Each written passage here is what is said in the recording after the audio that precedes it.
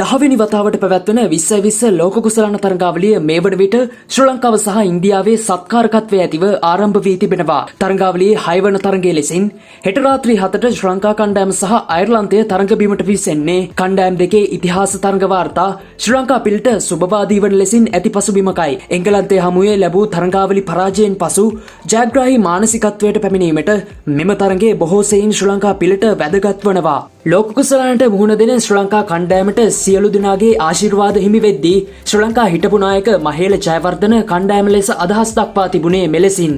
අපට තවමත් ඉතා හොඳ සහ දක්ෂ කණ්ඩායමක් සිටිනවා. විශේෂයෙන් අපේ පන්දු යැවීමේ ඒකකය විශිෂ්ටයි.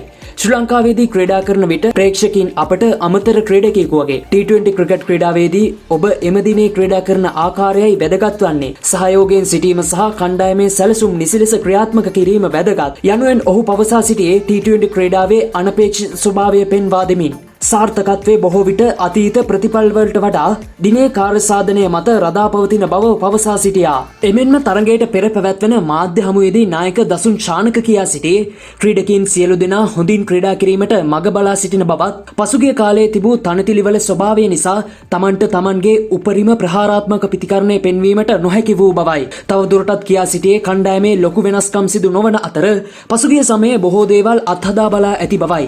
ස්ථාන දෙකක පමණක් වෙනසක් බලාපොරොත්තු වන බවයි ඔහු කියා තිබුණේ. කෙසේ වෙතත් ජාත්‍යන්තර ක්‍රිකට් ආයතනයේ අධීක්ෂණය යටතේ මෙම තරඟාවලියේ තනතිලි සැකසෙන හේයින් මෙම තරඟාවලියේදී සියලු දෙනාට අපේ පිතිකරුවන්ගේ දක්ෂතා බලාගත හැකි බවයි ඔහු පවසා සිටියේ. මේ අතර පළමු තරඟයට කාලගුණයෙන් කිසිදු බලපෑමක් ඇති නොවන බවයි වාර්තා වන්නේ.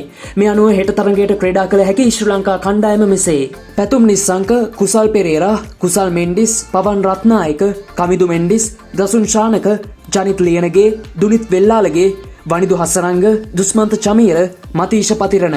කෙසේ වෙතත් කණ්ඩායම කෙසේ වුණත් දසුන් ශානක කියූ පරිදි සිටින ක්‍රීඩකයන් එම දිනේ හොඳින් ක්‍රීඩා කළහොත් තරගයේ ජය ගැනීම අපහසු නොවන බව අප කවුරුත් දන්නා කරුණක්. කෙසේ හෝ මෙම තරගයේ හොඳින් ක්‍රීඩා කර වසර 14ක ලෝක කුසලාන ඉඩෝරේ නිමා කිරීමේ සටනට සාර්ථක ආරම්භයක් ගැනීමට දසුන් ශානක ප්‍රමුඛ සිංහ කොල්ලොන්ට හැකි වේවා යන්නයි ප්‍රේක්ෂක අපගේ එකම බලාපොරොත්තුව. ශ්‍රී ලංකාව ක්‍රීඩා කරන පළමු තරගය පිළිබඳව ඔබේ අදහසත් අපට කමෙන්ට් කරන්න. ක්‍රිකට් ලෝකයේ උණුසුම් තොරතුරු ඉක්මනින් නිවැරදිව දැන ගැනීමට ස්පෝර්ට්ස් කවුන්ටර් සබ්ස්ක්‍රයිබ් කරලා බෙල් අයිකන් එක ක්ලික් කරලා තියාගන්න.